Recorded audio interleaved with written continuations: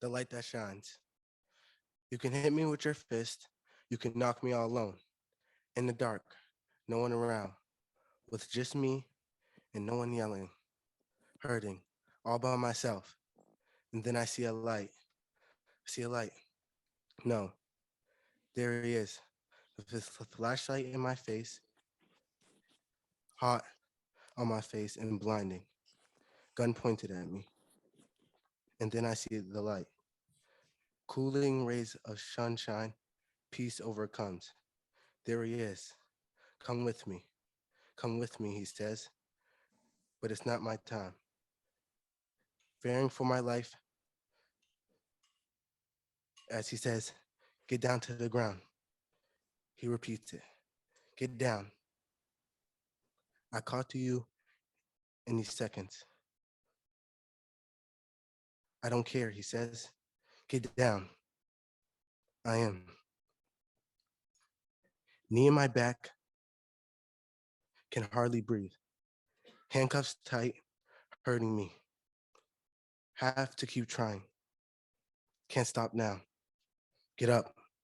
Get up. And I do. Stop moving, he says. His gun is now in my neck. Bang!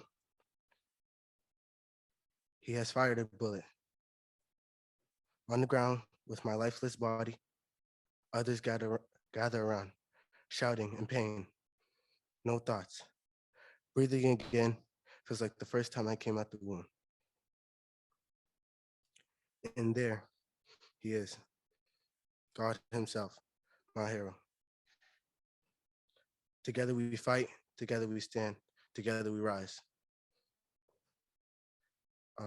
Thank you. My name is Treyvon Cannon. I'm in ninth grade and I go to West High High School. Thank you.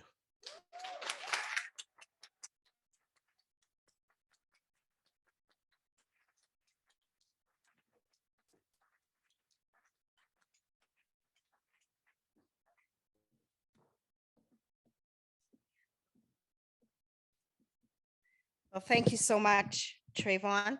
Thank you for coming out and for sharing your work with us. A freshman in high school. Yeah, thank you. So Treyvon entered his poem, The Light Shines, in a contest sponsored by the Racial Unity Team out of Exeter. And he's one of three poets selected to read their poems, young poets, for our program tonight in a way of engaging our youth in our dialogue. Welcome. This is our second year in doing this program. Black Matter is Life, Poetry for Engagement and Overcoming. Welcome to all of you. And I welcome our guest host, uh, um, Professor Reginald Wilburn, and Dr. Courtney Marshall. For those of you who are joining us by Zoom, welcome. Gina, our office manager, will be just writing some descriptions, some information for you in case you need it. You can always reach her through the chat line. We're very proud, again, to be here tonight, and we thank 3S Art Space for allowing us to be here.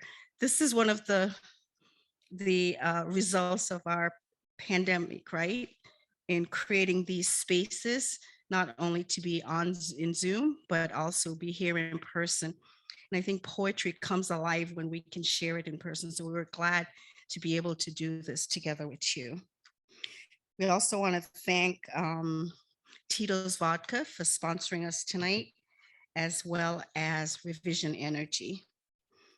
And without much ado, I'm going to pass the program over to our host so that we can get started.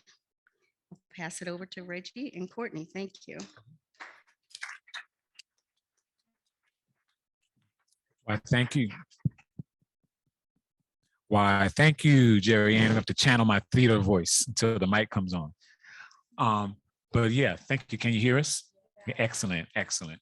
So thank you, Jerry Ann, and thank all of you for coming, and certainly thank you for Treyvon for sharing his freshman erudite wisdom in poetic verse. And we encourage you to keep on keeping on because the world needs to hear your voice and your words and your rhythms and your cadences and your sonority. Um, and so here is my fabulous buddy, the Dr. Hello. Courtney Marshall. Hello. How are Yeah, you? I'm finding you. Good. Good. How y'all doing? You're good. They say, woo. Cool. That's nice. I'm So gonna we to the thought side. we'd get started. We have 4 poems that hopefully you all read. Now, Courtney and I, as you know, are professors and teachers, but we promise we're not going to hold you accountable to all of the close reading and dialoguing you should have been doing with your text prior to tonight. But we do hope that you will give us some energy that will work with the energy we're going to give you and one another so that we can have a fabulous engagement with Black poetry in these times, which we sure enough need, I believe. Yes, right? yes. And I just want to say thank you so much for taking time out of your day to come and talk about poetry and to talk about language and words. And that just means so much. It means so much to me personally as an English teacher. But it just makes me excited to see other folks who get as excited about words as I think we do. So So if you see want- me in the streets, continue to tell me about poetry. So you want to jump into some words? All right, all Okay. right. So I think what I will do is I'll read one poem, one of our 4 selected poems, and then I'm going to decrease so that Courtney can increase and read one of her favorite poems. We'll do some talking about those 2 and others. And then, as you know, we have a guest poet who will visit us via Zoom, and then we're going to look outward to you to engage all of us. Oh, and if you don't have hard copies of the poems, they are up on the website of the event. So you can also click there and find them. Okay, cool. So as you know, tonight's theme, we curated each of our 3 meetings around a particular poetic theme. And tonight's theme is In a Sentimental Mood, which I think is really apropos on several different dynamics. For those jazz aficionados, you will recognize that that is an allusion to Duke Ellington in a sentimental mood. And so all of these 4 poems in their own way put us in a mindset of a sentimental mood. And so we're going to talk about that. And so I will start by reading William Stanley Braithwaite's Turn Me to My Yellow Leaves. Turn me to my yellow leaves. Turn me to my yellow leaves. I am better satisfied. There is something in me grieves that was never born and died. Let me be a scarlet flame on a windy autumn morn, I who never had a name, nor from breathing image born. From the margin let me fall, where the farthest stars sink down, and the void consumes me all in nothingness to drown. Let me dream my dream entire, withered as an autumn leaf. Let me have my vain desire, vain as it is brief. I like the little like ooh. Too much. Okay. So I'm going to read Mood Indigo by Ntozake Shange. It hasn't always been this way. Ellington was not a street, Robeson no mere memory. Du Bois walked up my father's stairs, hummed some tune over me, sleeping in the company of men who changed the world. It wasn't always like this. Why Ray Barreto used to be a side man and Dizzy's hair was not always gray. I remember. I was there. I listened in the company of men, politics as necessary as collards, music even in our dreams. Our house was filled with all kinds of folks. Our windows were not cement or steel. Our doors opened like our daddy's arms, held us safe and loved. Children growing in the company of men. old Southern men and young slick ones. Sonny Till was not a boy. The Clovers, no ragtag orphans, are crooners. We belong to a whole world. Nkrumah was no foreigner. Virgil Akins was not the only fighter. It hasn't always been this way. Ellington was not a street.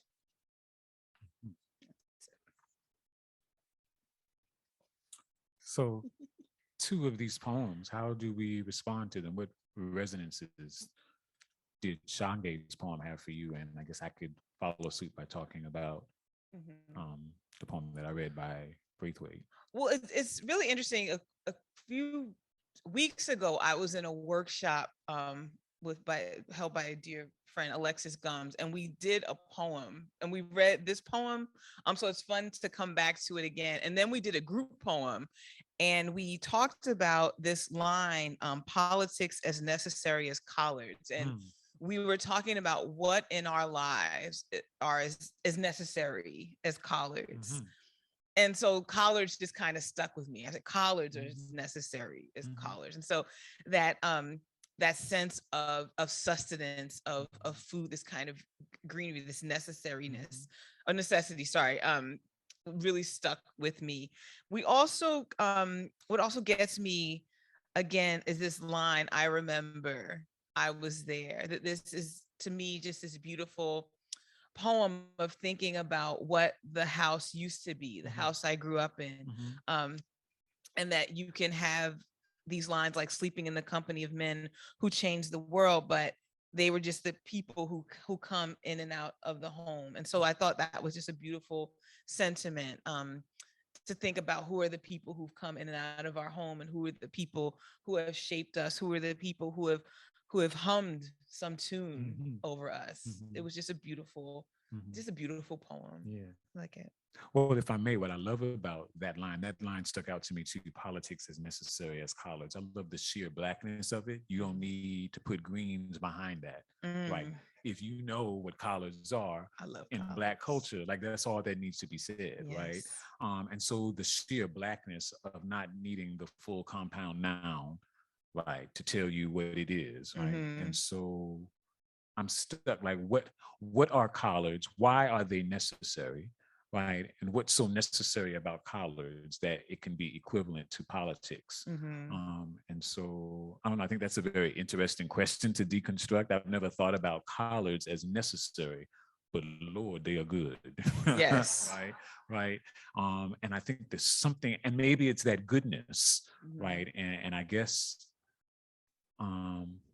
I think of collards as very Black, cultural, Southern. Right. And I'm sure white folk eat collard greens, but I just can't imagine their season and the culinary sophistication that we bring to that as Black folk. I just can't imagine those collards taste like the collards that we were raised on, and the sustenance and the flavor and the history, the cultural history that's embedded in that. While that could give you high blood pressure if you ate it every night, right? I'll take it. It is necessary in the sense that it carries genealogies of Blackness. And so maybe in the same way, our politics are just as necessary to hold on to the history of our people and our ancestors. Right. And then also to think, if this wasn't your tradition, you might put in a different food or, maybe even a different vegetable. I don't know. But it also makes me think of even myself, like trying to make collard greens here in New Hampshire. Right. And I always joke because it's a production. Like you have to go to one store to find them, and you hope they have them, and you hope they look like something. And that they're not organic. Okay. And then you have to, once you get the collard greens, but if you want to have like some turkey or the meat, then you got to go someplace else to have the meat. So often what happens is I wound up having to get the meat, freeze it in the hopes that some collard greens will come along at some point, or making it and then keeping it in the freezer. And so when I see this line, politics is necessary, and I think about, to me, how necessary collard greens are, and how, even though it is a complete production to get them, and I still make them because to me they are that necessary, and they do remind me of I mean, in some ways, like they do remind me of politics. They remind me of sustenance. They just remind me of something that is such a, I think when we talk about like illusion in poetry, we talk about these cultural Yes. references. It's such a, as you said, it's such a Black reference, a Southern reference. And it makes me think about what it means for me to be here in a non-Southern state and still thinking about this dish as still being necessary. So what's really I like color. revelatory to me about what you're saying is, I think there's this taken for grantedness. If we were anywhere else but here, right, it wouldn't be as much of a production, right, to make collard greens. And I think there's a racial statement, like, what does it mean to live geographically in New England and have to hope you can find some fatback, right, or turkey wings? Good luck. Right, or smoked neck bones, right, which are the seasonings that give our greens their green, right? Yes. And so when you're saying you have to freeze it, if you do find them, you have to freeze it and save it for a rainy day, and hoping that greens, not organic ones, will be available at Hannaford's. At the Hannaford's. Right. And so You're right. and that we bring those sensibilities and those genealogies to these transplanted residences here in New England. Yes. But our culture may not be here. Yes. Right. Yeah. And yet I can't imagine, even though I don't eat collard greens every day or even every month, I can't imagine Thanksgiving or Christmas without greens. Right. Without greens. Right. Yeah. Yeah. It you know, we talk a lot. So I used to be at UNH and now I'm at Phillips Exeter, and I'm still teaching English. And we've been having these discussions about how students can feel like their experiences are being validated, how they can feel themselves seen in a poem. And I'm thinking about, you know, if I gave this poem to my students and to have them think about like what was their house like, who were the people who came into their homes, and what were the smells and the sounds, and you know, who were their cultural references, what is the food, and I just think how life-giving this poem would be, right? And how you can, as you said, just come in and just say the word collards and not have to explain it, and there is no footnote. It's just like, this is what it is, and you're asked to enter into the world of this poem, right? And yes, you might have to look people up, you might have to look up some illusions, you might not be completely sure where you are, but there's also something both specific but also broader. I don't want to say universal because that gets tricky. But even, you know, talking about what your street used to be and what your home used to be. And I just think about all the ways it can speak to lots of different audiences. This poem. Yeah. So I guess, you know, for me, if I could turn me to my yellow leaves and then put it in the context of sentimentality and these moods of these 4 poems. I think what strikes me about this poem is, you know, and I really kind of labored for the meaning over this, even though I think I definitely recognize the grief and the somberness. But this turned me to my yellow leaves, right? For me, I envision the persona, the speaker of this poem, maybe at the onset or in the early moments of autumn, right? When we still have the vestiges of green. And what does it mean in that moment to petition or request to be turned to yellow, right? And this is the dying season, right? But ironically, this is also the season where the leaves are showing off a different dazzling display of what they are, right? And so this last swan song before brown death, right? And the leaves, once they become brown and brittle and crumble, what does it mean to request to be turned to yellow leaves, right? And that I am better satisfied in that moment. And so I wonder what psychology is speaking to us in this moment to make that type of request, right? And that there is something in me that grieves that was never born and died. And so I feel that right? If you have never been born Mhm. and died, right? Whatever that aspect of your humanity is, how does that coincide with this season in your life as you're sort of ushering into or unto to Mhm. death? And then you juxtapose that around, well, let me be a scarlet flame, right? Which is yet another turn of the leaf, which I think signifies symbolically something else. It's another symbolic statement.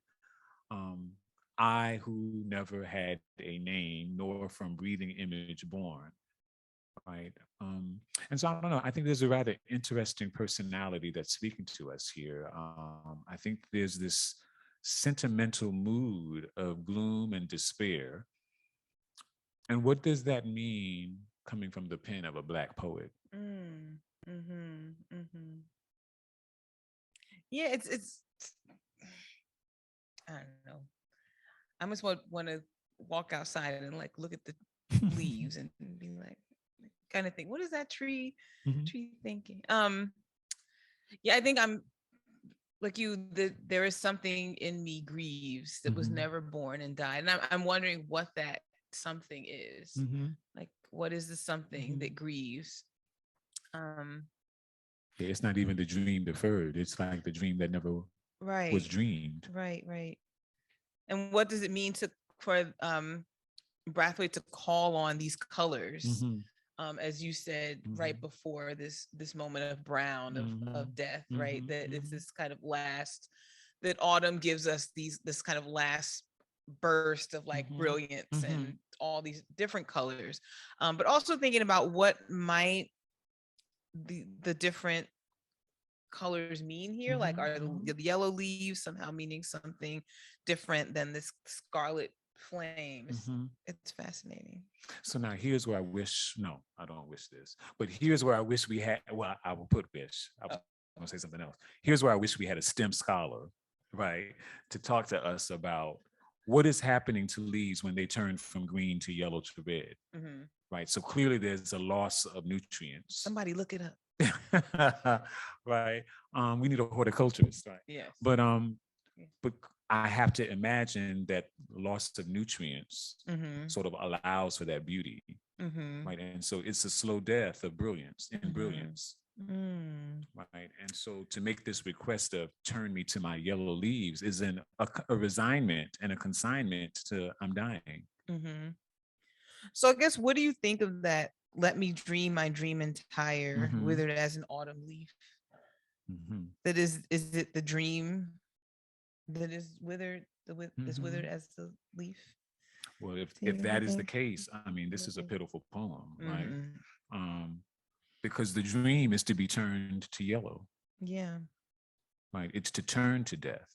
Mm-hmm. And so I have to wonder, is there some sort, if we read this poem through a cultural lens, right? Is there some, is there Black negation or resignment to Black death, right? The dismality, the dismal nature and the banality of Black life, right? You know, you Mhm. even have this line, from the margin, let me fall where the farthest stars sink down and the void consumes me all in nothingness to drown. Right? This is utter hopelessness to me, Mm. right? And so to let me dream this dream entire, withered is death as an autumn leaf. Let me have my vain desire, vain as it is brief, Mm. right? So that this dream is a temporal one. And it seems to me that the life of the dream is in the temporality of the moment Mm. as we're marching onward to death. And I just Yeah. think that that becomes a very interesting Mm-hmm. statement of Blackness. Mm. Mm-hmm. And it's kind of a Gothic sentimental mood. Yeah. Turn me to my yellow leaves. And is that, if that is if that Gothic nature, if that Gothic sentimental mood is protest, Mm-hmm. what does that mean culturally for Black readers? What does it mean for readers of racial privilege? And is this poem doing some kind of political commentary Mm. while musing on something dismal? I'm one of those people just like sits and like looks at the poem and I'm like, and humming. So hopefully I'm not humming into the microphone. Um, but yeah, as I keep just looking at it, I'm just imagining this tree, and I'm imagining autumn. And again, these lines, there's something in me grieves that was never born and died. To think about what I keep thinking, like, what is the something? Like, is it that dream, you know, that goes unfulfilled, that and now the tree is like, time marches on, right? So even though you didn't get a chance to fulfill the dream that you had, that maybe you didn't get that kind of, I keep going into these, I keep thinking of like the trees, like you didn't get to be a particular type of tree, but fall still comes. It's interesting. I'm not gonna look at trees the same way. So do you want to shift to talk a little bit about spring in New Hampshire and those winter Sundays? Yeah. All right. Because now it's getting cold, so that's fine. Right. Getting. So yeah, listen. I've been complaining on any day when it's below 69 degrees. I'm complaining. I'm cold. Okay, so we'll switch over to those winter Sundays by Robert Hayden. Sundays too, my father got up early and put his clothes on in the blue-black cold. That's cold. That's cold. Then with cracked hands that ached from labor in the weekday weather, made banked fires blaze. No one ever thanked him. I'd wake and hear the cold splintering, breaking.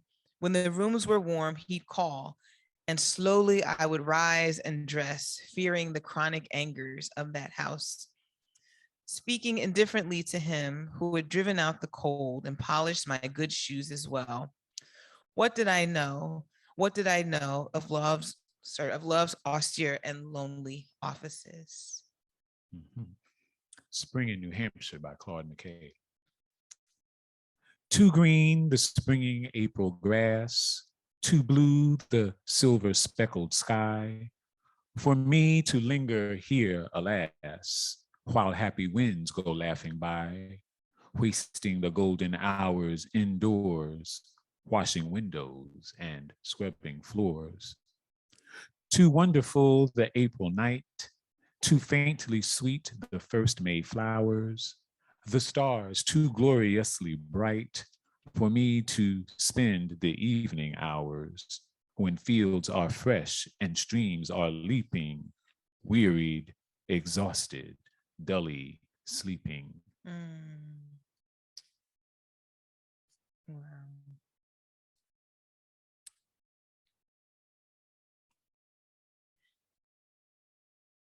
This Spring in New Hampshire is such an unexpected poem, right? It's like, oh, grass, oh, sky, right?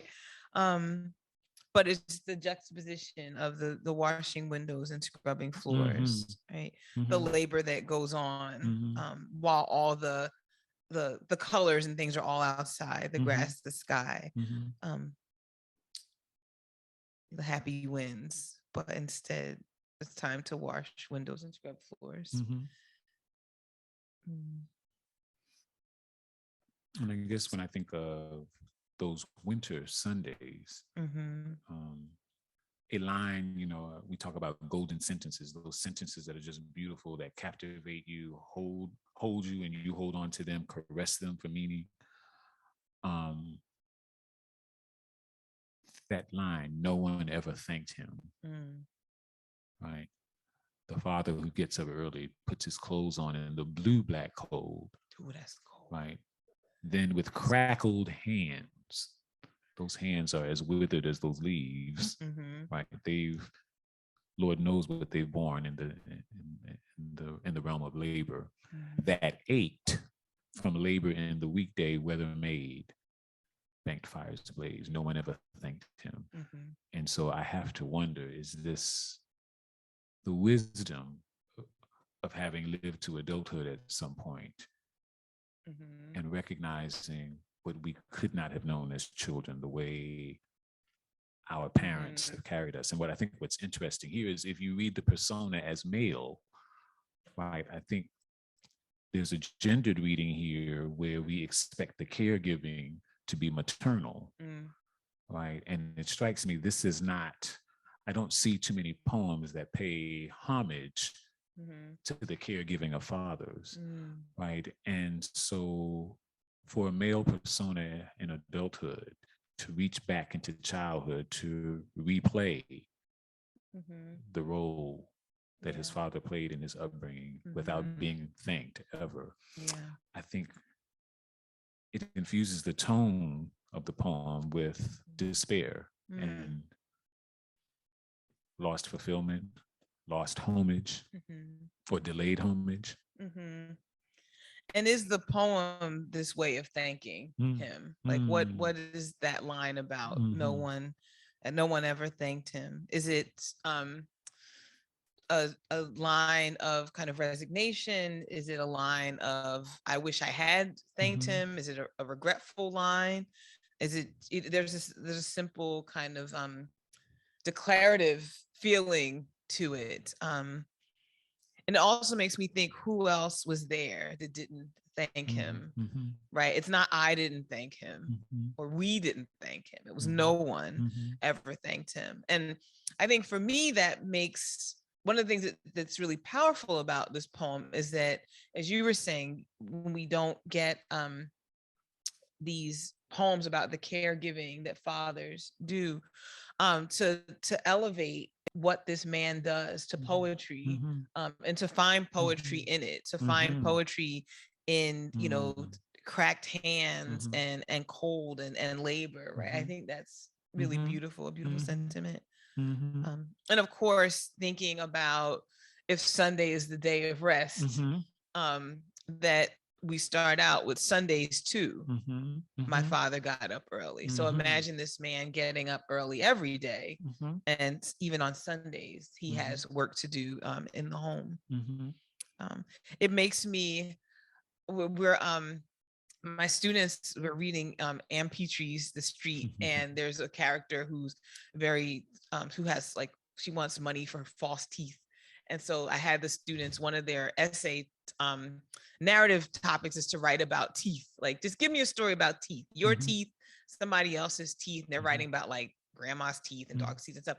But even to think about this, like think about the hands of someone whom you love. And it makes me think of The Bluest Eye, right? When you talk about like the hands of somebody who doesn't want you to die. And that's what she remembers.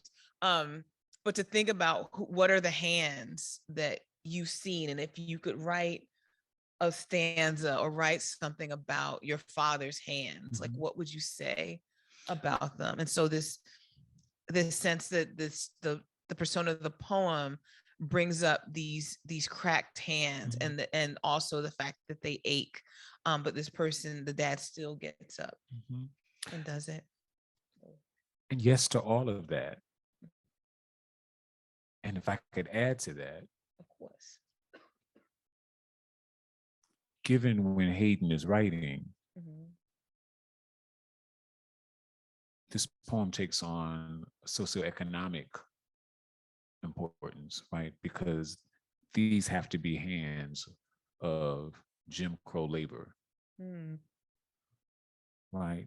I can't imagine my hands being poetically equivalent Right. to the hands of my father and my father's father, given the American soil we were raised on, right? And so again, as you're talking about the poetry of these 8 hands, there's so much meaning and significance when we begin to think about if this is a laborer, a Black laborer in the 40s or 50s, we take for granted that those hands are synonymous with our own.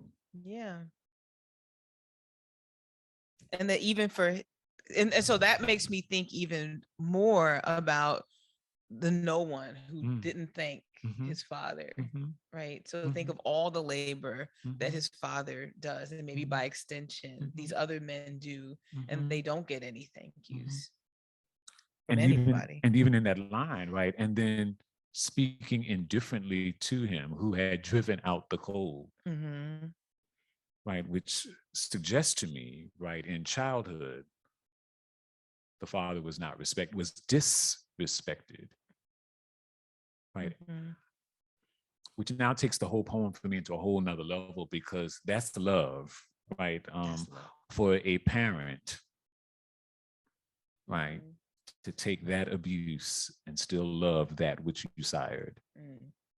and may never get the credit, Right. although you may be more memorialized in poem Right, afterwards. right. But, After you gone, they said, I wrote a poem about you, Daddy. Right. but I think there's Yeah. poetry in how we don't even know to remember and pay homage Mhm. to those who've Yeah. mothered and fathered us, carried us, that we could grow up to be poets, Mm. canonical ones. Yes, yes. So you were talking about your students a lot. How do we teach these Mm. poems? Like, how do you imagine teaching any one of these poems? And what would that look like to you? And for those in the audience who might be interested, like, how do we do what we do? What do you imagine you might do with any one of these poems or all of them? After I sit and just hum, after I'm like, I'm just like, hmm. So you want to talk about those winter Sundays? Whatever you just, We'll do. Okay, we'll choose that. So how would I you can just dance all over the place, any one of them. dance? Well, at our school, we all sit in a circle at the Harkness table, Mhm. and my students read the poem out loud. And so they might say, well, let's read it up to, like, everybody takes a stanza, and then we'll read it again, and maybe everybody takes a line, or they'll go up to the punctuation, and we just hear it. Mhm. Because so much of what we want is to get poetry off of the page and into their mouths. Is we Mhm. want put the poem in your mouth, right? Mhm. And Mhm. so we do that. And then I think then my next thing is, do we need to look up any words? Mhm. Right. And so we might say, like, what does banked mean? Mhm. Right. Especially if you have students, like me, like, I didn't grow up with people having to set a fire. That sound right. But start a fire. Mhm. But I did grow up in a home where my grandma, when we had no heat, would turn the oven on, Mhm. and she would boil big pots of water when we didn't have Mhm. hot water. And Mhm. so that's how we would get Mhm. washed up in the morning. Mhm. So we would certainly start there. And then maybe dig into things like, what is in, things that repetition, like, what Mhm. did I know? What did I know? Mhm. Say, like, why would you repeat that again? Who do you think the speaker is? If you were reading this poem, what do you imagine the voice sounds like? Mhm. Right? Is it a sad voice of Mhm. regret? Mhm. Is it a voice of remember? Is it a voice of pride? Right? How does this speaker see themselves? Mhm. Right? Kind of vis-a-vis the father. Then from there, I like asking them, like, how is this poem? We talk about, like, windows and mirrors. Like, how is this poem like your experience growing up? And then they might say, well, my dad did this, right? So I teach mostly 10th grade, and they say, well, my dad in the morning does this, and he might make the coffee, or this is what grown-ups do in the morning, and this is how they show how they care for us. And then we get into, how is this different from your experiences? And then it might be, well, we didn't have to start a fire, but then you might have students who have fireplaces in their house, and so they might talk about the experience of living in a home and having fires. And again, so we find ways to enter into the poem, kind of make it ours. And also, I always tell them, we can always read it again and again and again. We're not here to kind of, like, think about Billy Collins' Introduction to Poetry poem, where he says we don't want to strap the poem to the chair and, like, torture a meaning out of it, but we want to do things like put a mouse in the poem and watch it kind of work its way out. So I might ask them, kind of, what was your favorite word, or what was your favorite line? And then they might write their own poems, right? So Sundays to who got up early, right, on Sunday, and they might write about that. Like, what is Sunday like at your house? Because we think that by talking about their experiences, that helps them access the language, right? So if Hayden in this poem, in this persona can write about what that's like, then they can learn, oh, this is how you write about a Sunday morning. One example of writing about a Sunday morning. And we would pay attention to, how does he use, when the rooms were warm, he'd call, and slowly I would rise and dress and maybe talk about, like, do you hop up like first thing in the morning? Are you like ready to go? Usually they say no. They don't jump up. But that's again something that I would do with them. Yeah. So I know for me, so I go deep. I want my students to dialogue with the text. And for me, that means annotating, recording all of their responses, their questions, their anxieties, their frustrations, their beliefs. And then I feel when we come into the class, then we can take off and go anywhere. But they have to do that due diligence, and I want them to do that due diligence. And I think for me, I want them to appreciate the work that wordsmiths as poets make us do in order to understand phenomena and life, right? And so in the course of doing that, I think one of the very first things that I want them to be mindful of is that a good title offers a good summary, right? And so with Shange's poem, one of my softball questions would be, so what is mood indigo? Like, and what does that even mean? And does that meaning align with the sentiments in this poem? And when I think about that question myself, right, this is a blue poem, right? And there's a couple of things going on, right? It's Duke Ellington has a song, Mood Indigo, right?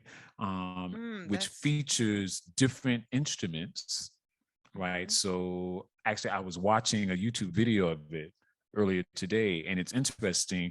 This poem is really talking about the company of men, as you were talking about. And like the opening bars are like 3 or 4 trombonists, like doing their thing together. And then it switches to a clarinetist. And then there's Ellington playing the piano. And then you have these 2 rows of different bands members. It's this community of men. It's a very male dominated or exclusive male space, right? And then if you read the lyrics, well, indigo is a shade of blue, and the song is about the blues, right, of a lost love, right?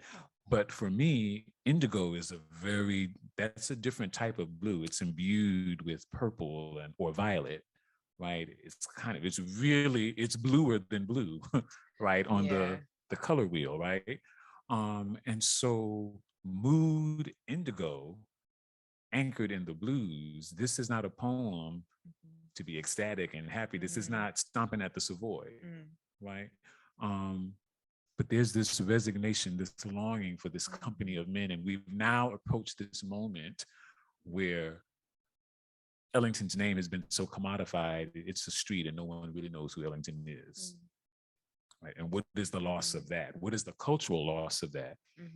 Right? If Ellington or Dizzy or Nkrumah could be so disremembered, right? Except by the speaker. It goes back. I like how you talk about, so for me, they might not know what indigo is, right? And because you say like, well, what is indigo? I have a wonderful student in my class named Indigo, so they probably like, it's Indy. But to show them that color, because it might be a color that they haven't even thought about. Or you might ask them like, what is indigo? And they might say, oh, it's purple, or oh, it's blue, and then they argue, right? And then you might project it like something that is that color. I like the thinking about how you would use the music with that too, right? Because the other thing, they might not know who Ellington is, and that's necessary, yes, right, for for reading this. And then what happens Mhm. when you find out who Ellington is, and that there is a song, Mood Indigo. And I see this is my jam right here, right? The intertextuality, right? Where this text is interconnected to some musical composition, right? And that by making that connection, there's added meaning, there's amplified meaning. But if you don't know it, it goes right over your head. You don't even know to know, right? Which I think is another element of poetic genius, right? It's signifying, right? You know, and so if you don't know that, you can't even appreciate the meaning. I love poetry. I do. Yeah, and I guess similarly, I'd want to know what is up with spring in New Hampshire, Oh. right? And I think for me, it's scenically beautiful, right? But what does it mean? Like you were talking about the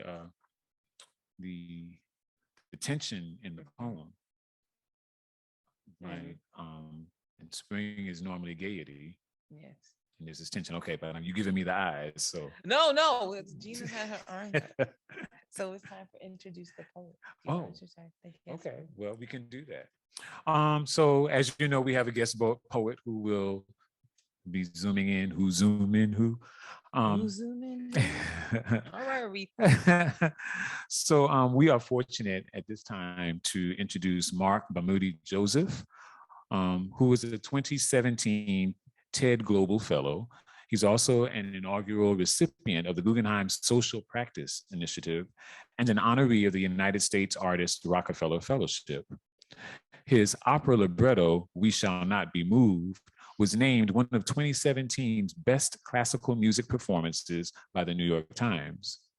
His evening-length work, created in collaboration with composer Daniel Bernard Wilmar, The Just and the Blind, was commissioned by Carnegie Hall and premiered to a sold-out house at Carnegie in March 2019. His upcoming opera, Watch Night, is inspired by the forgiveness exhibited by the congregation of Emmanuel AME Church in Charleston and will premiere at the Perelman Center in New York in 2023. We'll start by playing a recording of one of his poems, Black Hole, and then he will join us via our Zoom.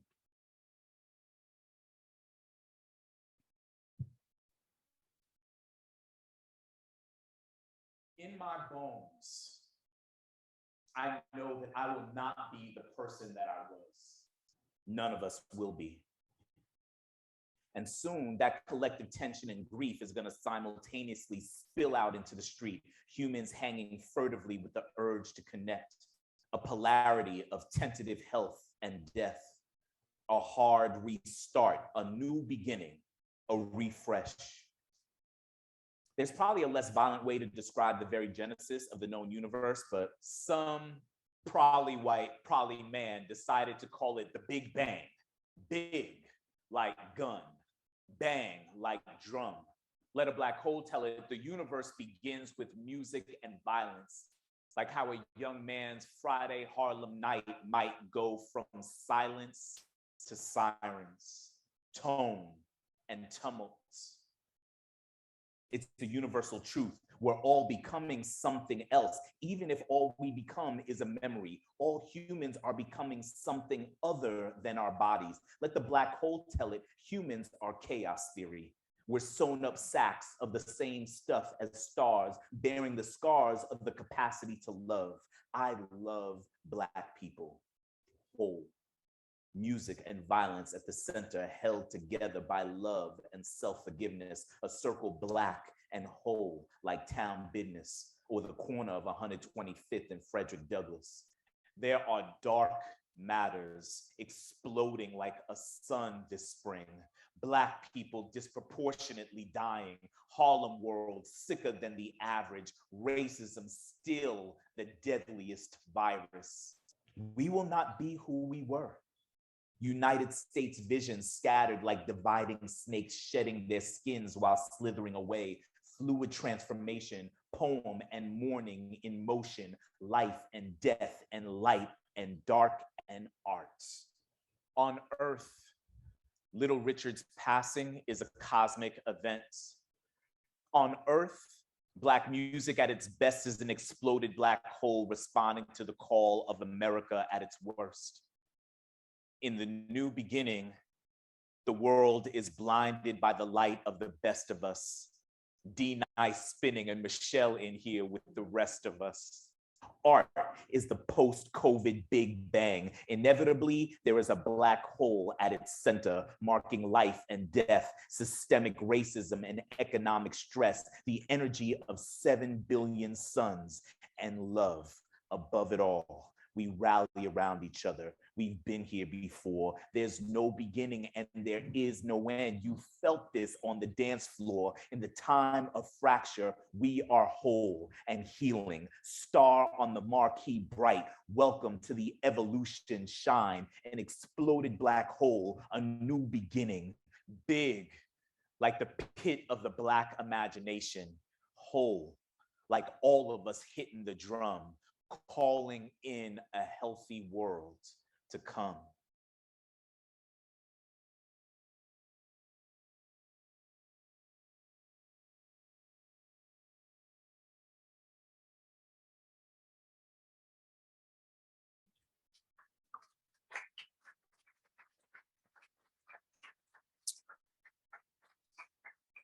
So is okay. Okay.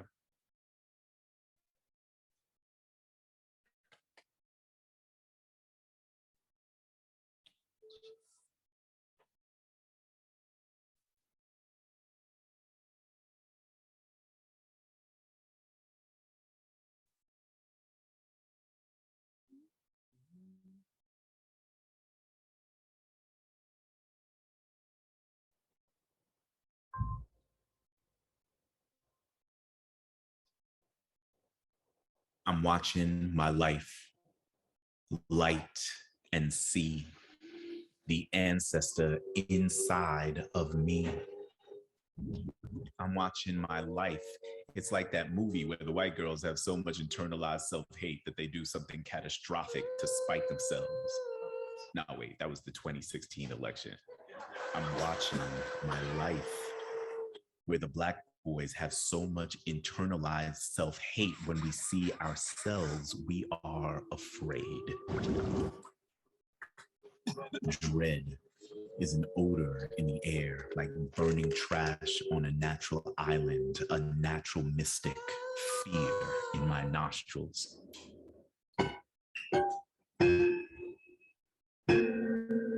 Most of the time, this is not true for me, but I read and I can count 2, 3. 1 in 4 of us statistically are system involved, and I know it ain't me. And if you don't look like me, I understand why you don't want to be coming home alone from the movies and 3 Black boys come down at you on the sidewalk, your head fresh with the memory of the silver screen melanin trope, all askance like the posture of a fro done let go, the archetypal profile of American wild, like American manufactured steel, like stolen joy manifest. I feel like, wait, let me just cross over, man, before they go wild, before history catches up, ratchets up, snatches up my life. Fear, even though literally he could have been my child. How does a Black boy become an American? How does he learn his role to play? And what if that role, in part, is to stand in his country's closet, waiting for someone to imagine him as a monster in the dark? If I take everything that I love about being Black and everything that I love about being an American, are those things themselves in a right or loving relationship? If not some legal charter, who gives us permission to be our greatest loving selves? Integrated into my brain is a pretty wide frame for both love and hate, and I both love and hate the boys as they approach love and hate like your family, like the aftertaste of longing, like the bitter rough of love in repose. I fear these boys, their silhouettes not exactly like my own kids, but hella close. Maybe I'm just most afraid of what I best know, and so self-hate and self-preservation.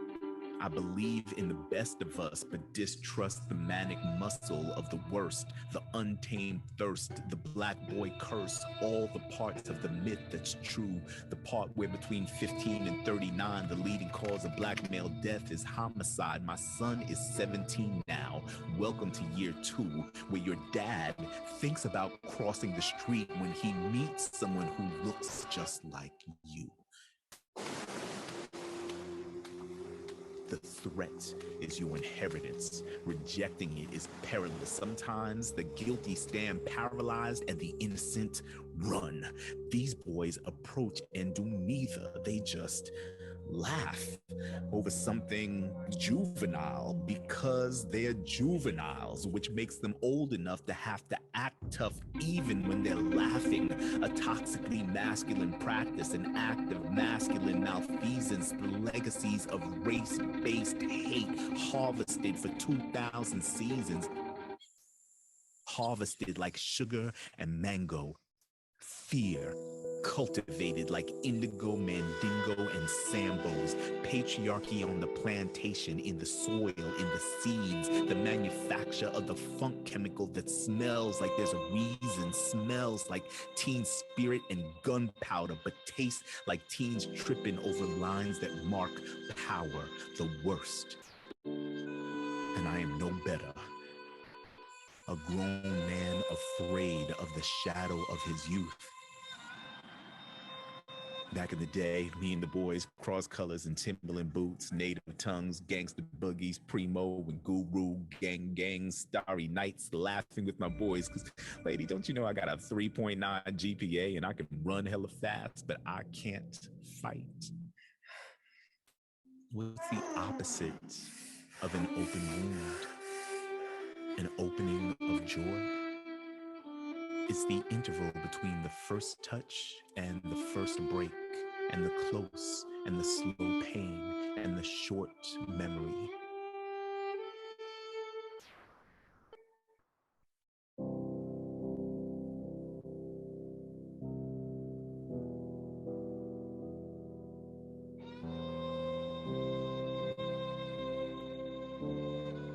"16 was like a lover whose eyes can open you up before she closes the door." I don't extend that humanity to these boys. No love, lost. These false laws are grave weight, and I am a sable Pegasus winged above this mess. Black freedom is fly, fool. No stress, no seeds, no stems, no...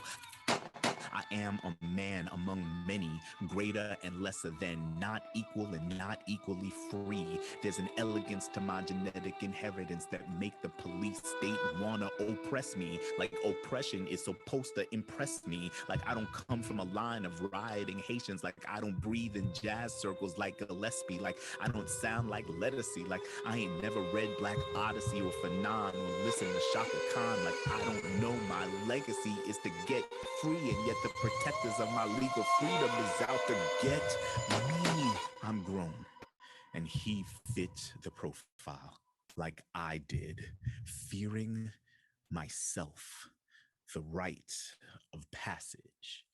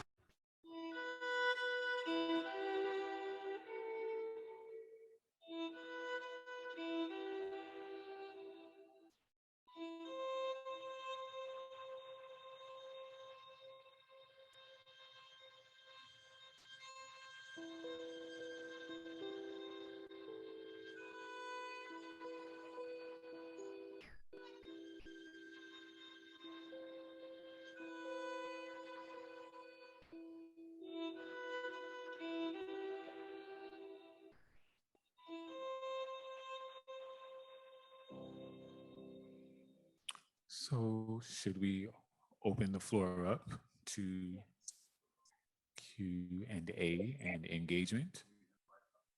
And maybe some additional conversation. Sure. And we'll open the floor up. Yes. Mhm. Hear from Cool. y'all.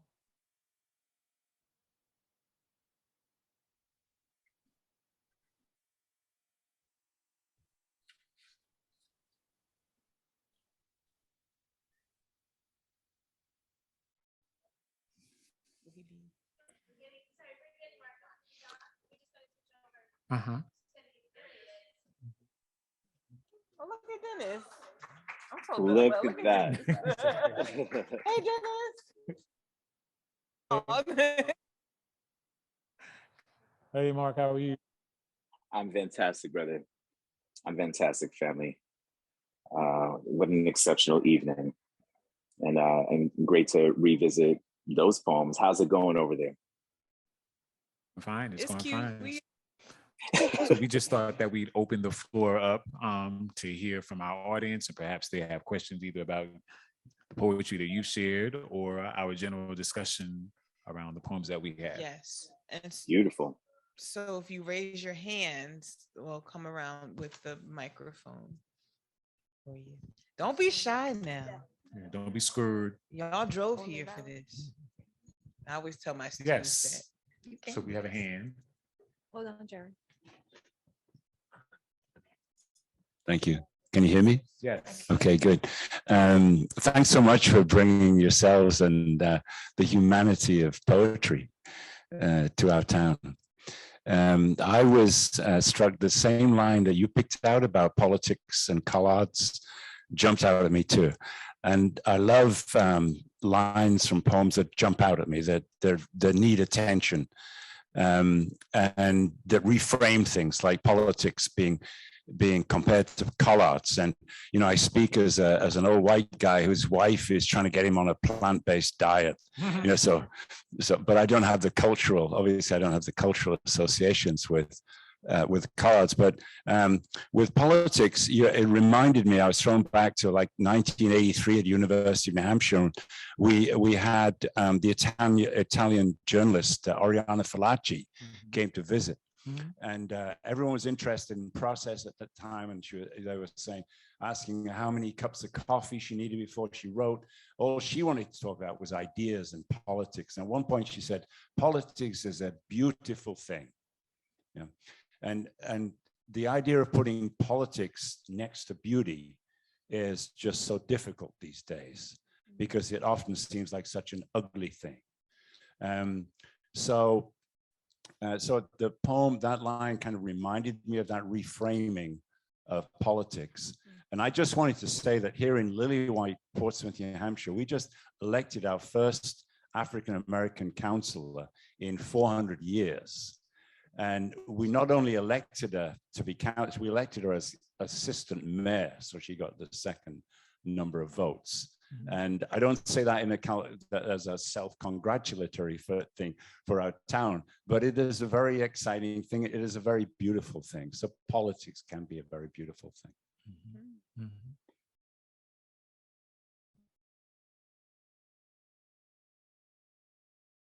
Is Portsmouth lily white? So 12% is not white, right? Okay, just making sure. So wait, so it's not lily white then, right? Is it? I mean, I'm asking y'all. I ain't from here. I'm asking. Oh, so right. So a wise person once said that when we call things white, right, we erase the non-white people who are here, right? So I guess when we think about words and language and like how many people do you need? How many non-white people do you need before where it's not white anymore? Or lily white. Right, or lily white. It's just something I always, when I hear that, I'm like, oh, well, what about this? What about me, Harpo? Yeah, what about me? I'm like, what about me? Right? Harpo. Right. People say Exeter is white. I'm here. Right. So what do we do with that? Right. But I get what you're saying. Congratulations to her. Hey, Dennis. He wanted. Hi there. I just wanted to hear y'all discuss a line from Those Winter Sundays. It's the last two lines. What did I know? What did I know of love's austere and lonely offices? And in particular, those austere and lonely offices.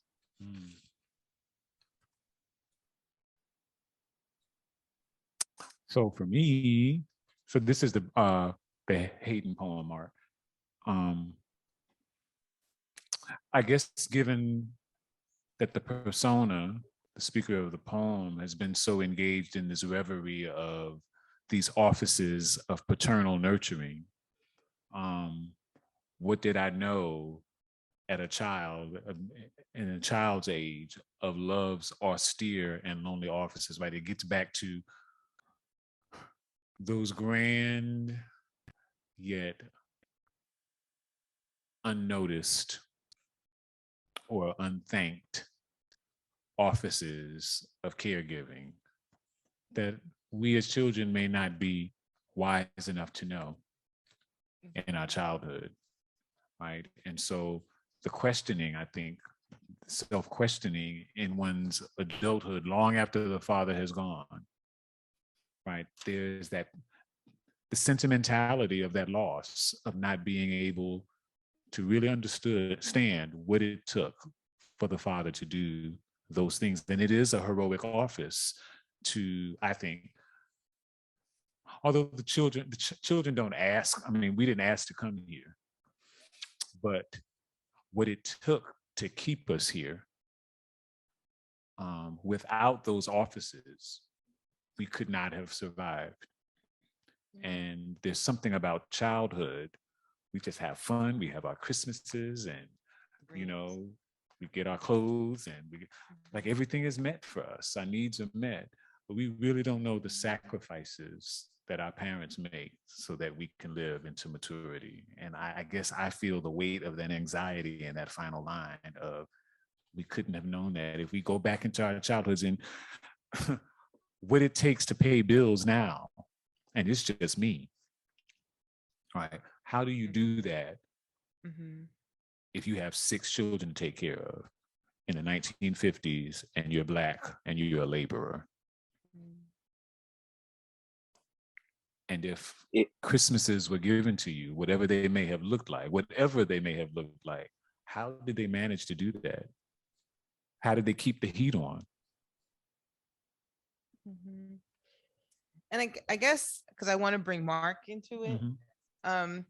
So when I read it, I'm thinking, you know, kind of technically, like, why might a poet repeat that? What did I know? What did I know? Kind of what that's about, and also how we might tie this poem's discussion of intergenerational love and, you know, no one thanked him, and how we might think of that second poem.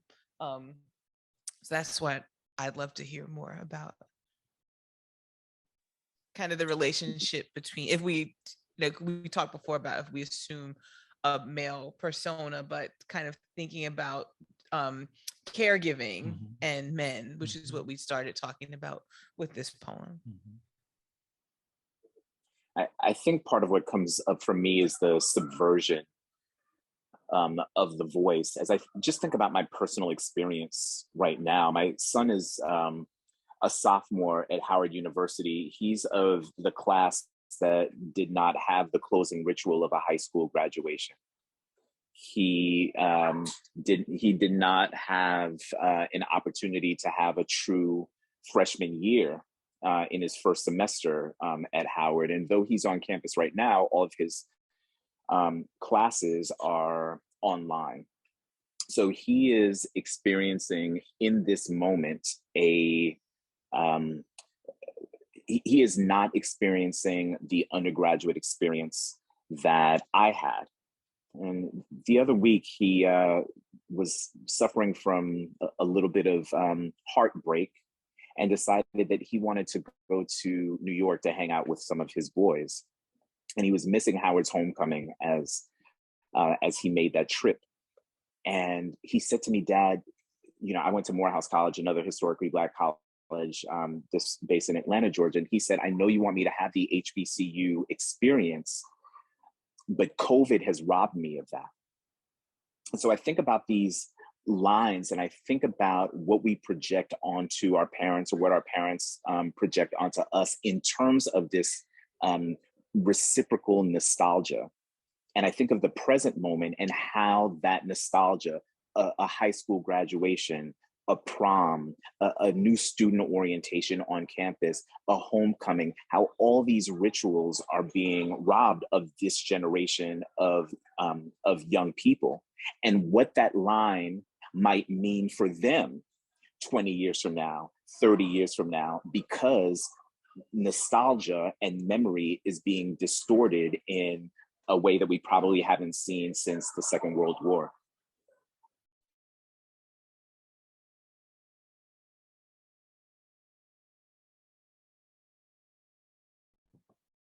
I have a couple of questions from the chat. Okay. Question from Mark. In what emerges as a performance piece, how does it come to you, visual or word?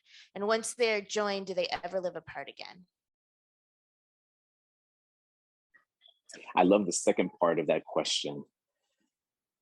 Might we always return back to one another after fracture?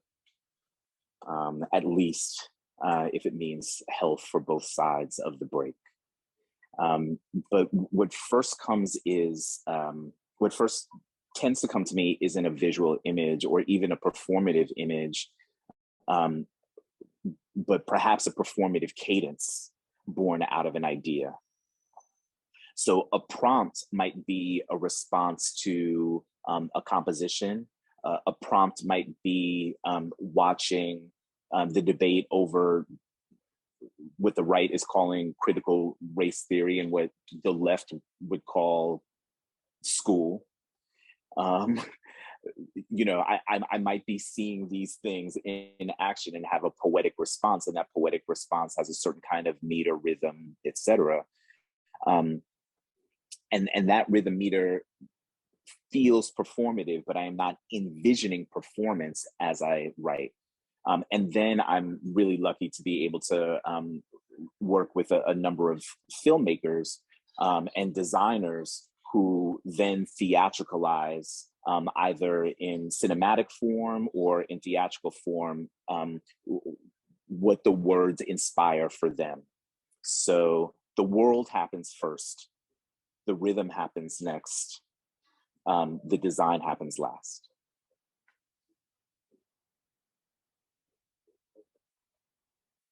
Thank you. No doubt. I have a question about audience, especially in the context of poetry around identity, that like this audience, for example, a majority white audience receiving poetry written by Black poets. There's a gift to that, of an insight and an opportunity to find the ways that you are able to connect, and also the ways that you don't know the experience, but you can know it a little bit in a way that I would hope is a little less costly for Black people in terms of the work that marginalized identities have to do to convey harm that people who hold power don't understand. But I guess I also wonder if there is an experience of stripping something authentic that comes from that interpreting or that sort of harvesting of connection. Like, if it's a different experience to speak to a Black audience who you are speaking with fluency to fluent receivers versus the bridging of a divide that happens when you're talking across identity experience. I don't know if that's a clear question, but whatever that brings up for you. If I could, as a teacher, as an educator, try to attempt what I think I understand your question to be is, I guess the first thing that I would say is, even when a Black poet poeticizes nature, I don't think it's a given that all Black readers understand every word in poetic nuance from within the veil of Black experience, right? I think language, I think there's something very unique. I think each poet, whatever their cultural background and the multiplicity of the marginalized identities they may occupy that informs their mastery of the word, I think those words are insulated, right? So that I could read Marc's poem and I'm under no illusion that, aha, I've got it because I'm Black and proud. Say it loud. Right?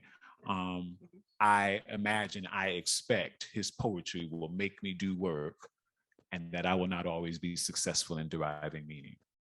And so if that can hold true for me as the Black, youngish, gifted and Black, youngish, Black, gifted and youngest reader, then I think that is a different type of humility I have to bring to his work than what my white students do.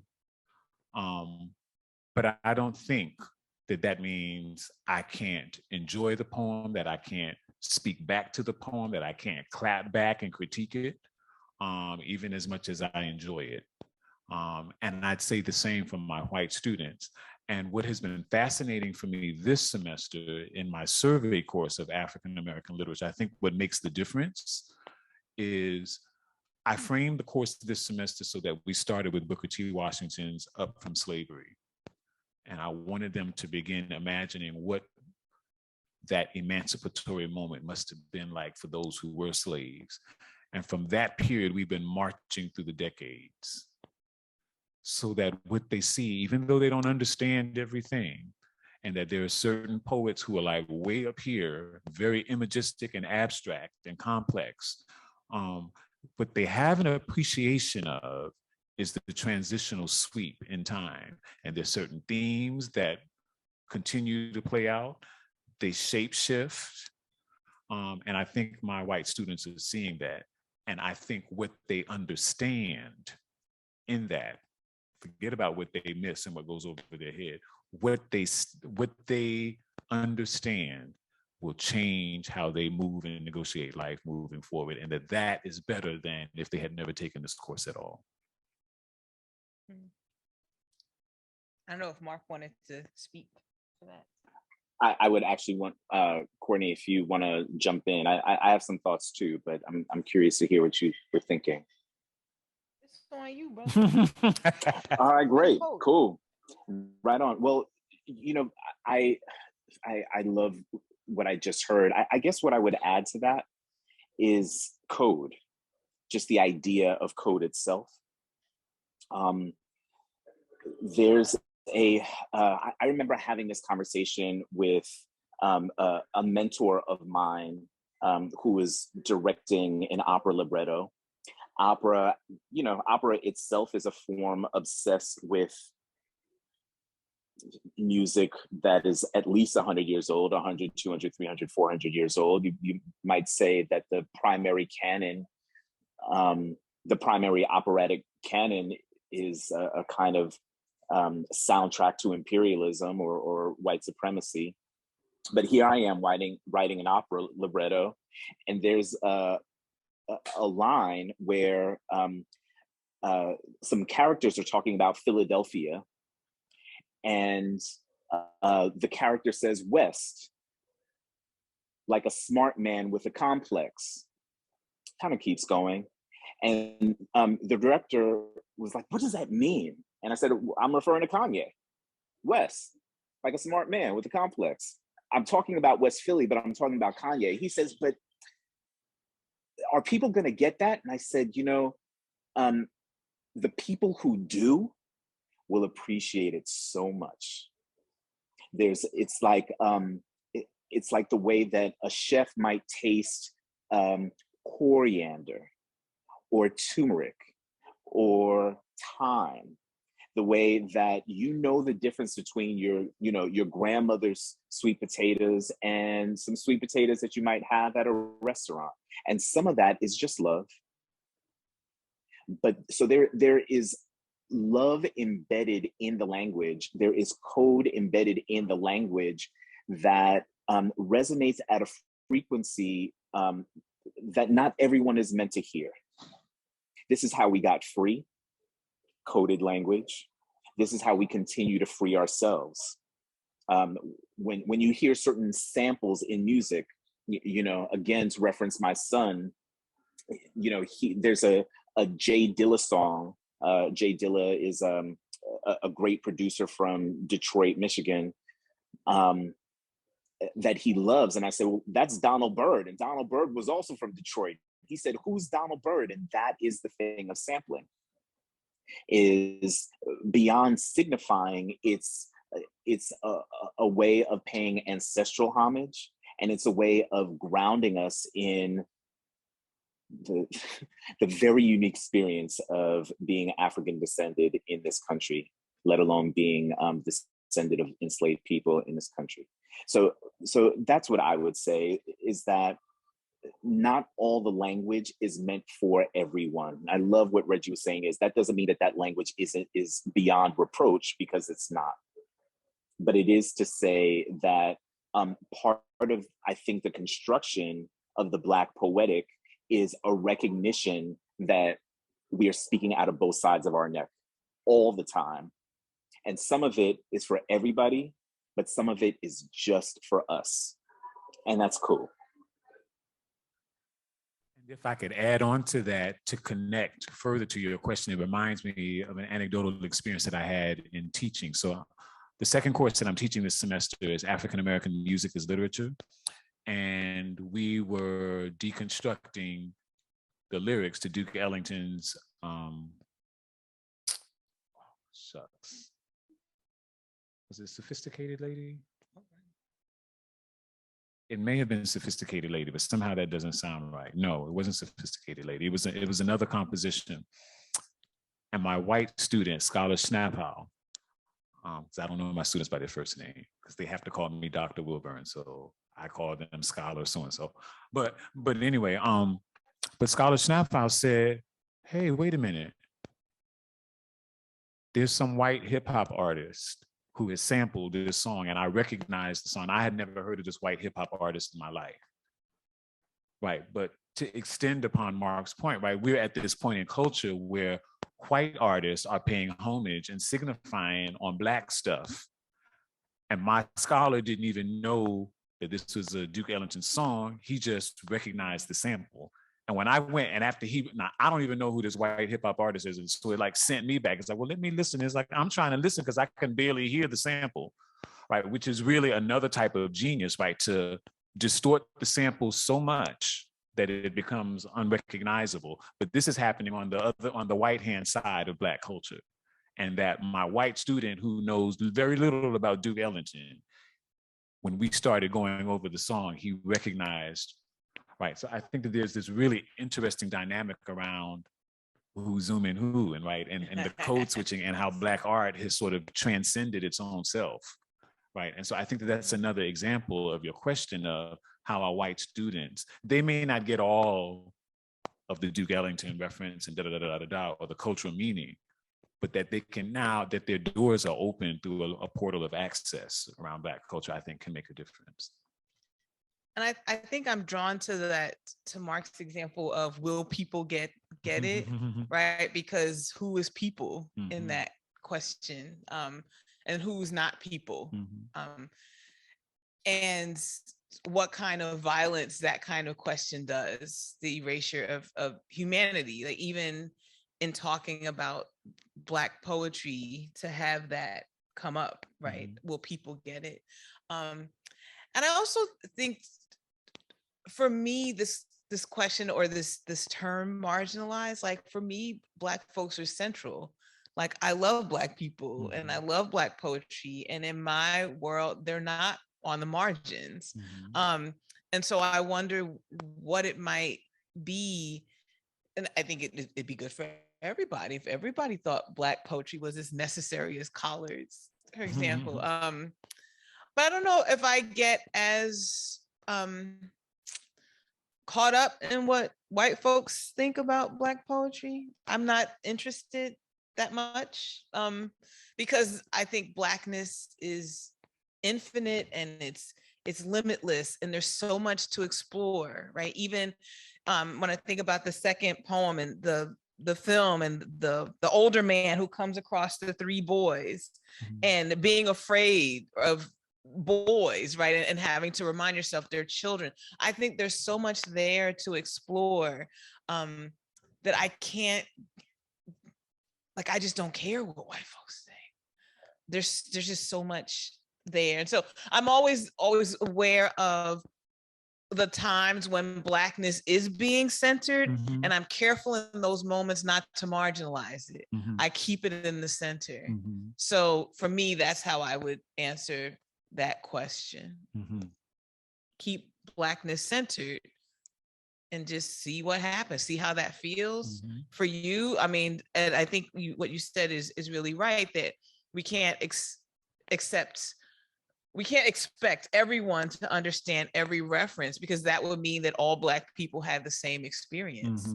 And that's not true. And we wouldn't dare have, I'm like the biggest Stephen King fan, like ever. And I would never expect an audience of white people, of people from Maine, to somehow get everything that Stephen King is saying in Cujo, because they all happen to be the same color, right? And so again, I'm very aware of again, and I've been reading Black literature a long time, making sure I don't do that violence, that when I get a chance to center Blackness, that I keep it centered, because it's not going to happen that often, right? And so I say I just sit in it and I enjoy it, and I let everything else happen. You know, white supremacy going to keep marching on. They're fine, right? Sit and enjoy, right? And that's what I'm going to do. And that's again, the Black people that I love most in the world, that's what they do. We're there to enjoy, right? That's just me. Y'all all right. So are your arms up? We're sending, oh, thank you. We're sending Dwight up to wrap us up and say goodbye. Okay. Awesome. Okay. So Yay. welcome Dwight Davis to the stage, please.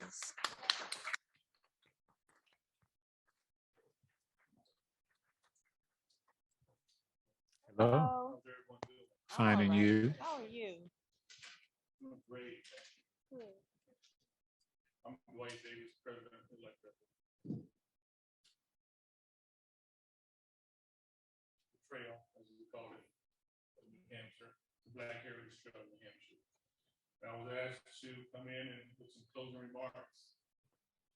Well, first of all, I'd like to congratulate Treyvon for his powerful poem, The Light Shines. Poetry changes our lives if we let the words in, and it helps create bridges between people. It is especially heartening to see young poets and hear their words. They have something to teach us, and we need to listen. Thank you also to our guest poet, Mark Joseph, and to our scholars, Reginald Wilburn and Courtney Marshall. Thank you all for coming, both online and in person. And thank you also to 3S Art Space for hosting this evening's event. We look forward to our next evening of poetry on December 15th, when our guest poet will be Kyle Fleming. Our theme will be the race for STEM. Check our website for poems that will be discussed. We're also pleased to announce that Hannah Rubin will be the guest student poet.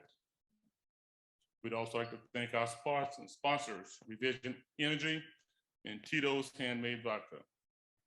This is the second season of Black Matters Life Poetry Series. Please spread the word to everyone you know. Poems really, really matter. They need to be shared in community so that we can continue to create, and we create ourselves in the company of others. See y'all on December 15th. And while you're at it, mark January 20th for the final event. Thank you. Peace. Be well, all.